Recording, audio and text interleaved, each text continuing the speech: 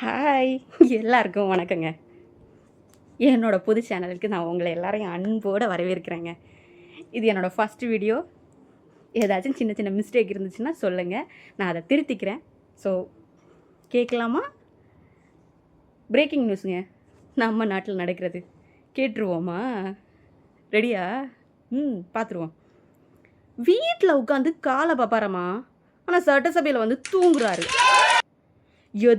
எதிர்ப்புன்னு சொல்கிறாரு, ஆனால் எதுக்க மாட்டாங்க, வெளியே போயிடுவார்.